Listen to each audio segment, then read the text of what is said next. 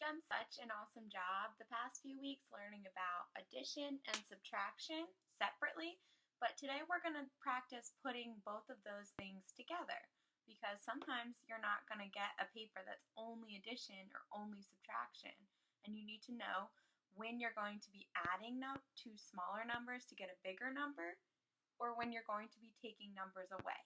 So when you're looking at an equation, the main clue you're going to be looking at are the symbols here. So we already know that this symbol is what? A plus sign. Good. So this is a plus sign. What is this symbol? What is this sign? Minus. So we have a plus and a minus. The plus sign is always going to go with our addition problems. And remember, addition is when we have two smaller numbers that we put together to make a bigger number.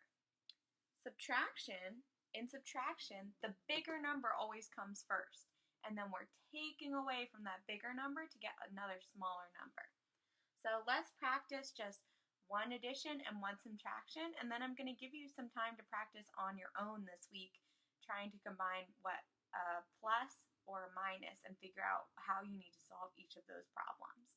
So for our first problem, let's say it's 2. Oh no, my marker's not working. Let me use a different one. It was 2 plus 3. Okay? So right off the bat, I can see this plus sign here. That's a clue that I'm going to be adding.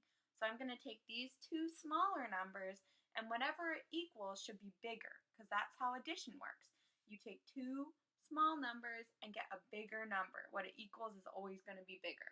So if we have 2 plus 3, you can choose any of the strategies that we practiced before. You might want to consider using drawing or a number line. And if you're doing any of those things, I'll just show you quickly how we would solve the addition problem. Okay, so if we were solving with an addition problem and we wanted to do drawing, we would do 2 circles. It said plus, so we're going to do 3 more. Addition is more. So 2 plus 1, 2, 3 more.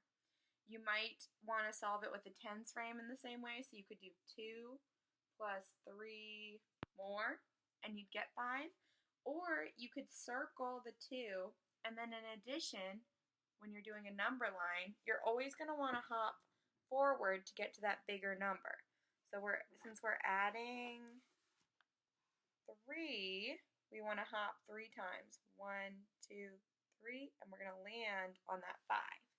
So that's how we can solve for an addition problem. So 2 plus 3, we tried with drawing, 10 frames, and number line to get the number 5.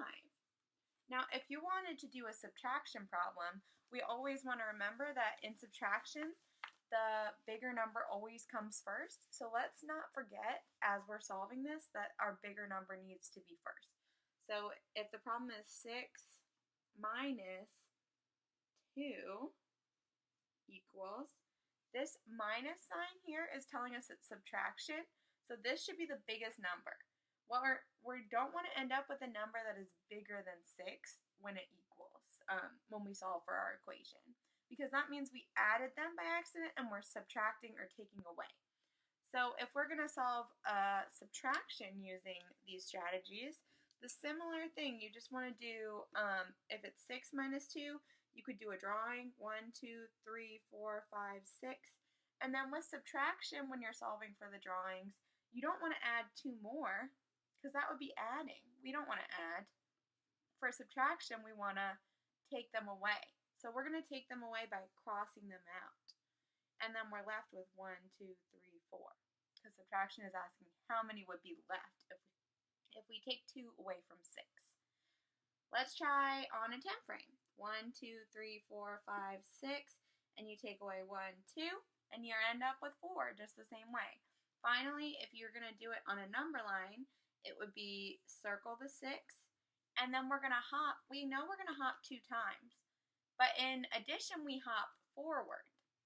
In subtraction, we want to get to a smaller number. We're taking 2 away, so we need to hop backwards.